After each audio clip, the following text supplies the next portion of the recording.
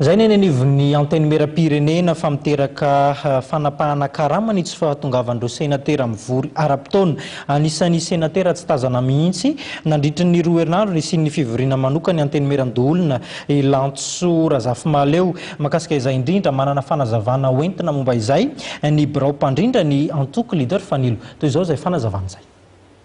Tsy misy fandraisana amin'ny olan'ny antoko leader Fanilo ny tsy fahatongavan'ny senatera Lantso Razafimaleo vadina velan'ny filompanorina ny antoko leader Fanilo. Ny vorona nandritra ny 2 herinandro tao anaty fivoriana manokana ny anteny meran-dolona. Io fanazavana nentin'Andriamatoa Razafimily Constance manoloana ny tsy fahitana ny senatera Lantso Razafimaleo teny amin'ny lapananosikely hatrenin'ny nanendreny filoham-pirenena azy ho senatera ny Madagasikara. Sisy fifandraisana amin'ny olan'ny leader Fanilo.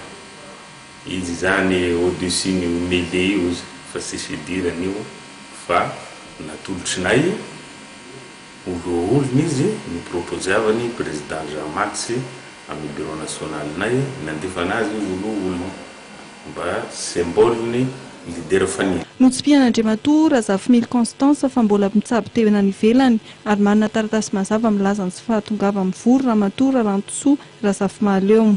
Sanateo any Madame Razafimaleo aloha izay olona ny leader Fanilo izay tariny Max dia misabo tena nandafy izy misabo resaka maso ka ny dokotera zany milaza anazy hoe raha tsy afaka 20 jours vao mahafaky mandeha avion zany ka izay nampisana azy ary excusez ny absence-ny nandefa ordonnance izy ary nandefa lettre d'excuse au président du Sénat.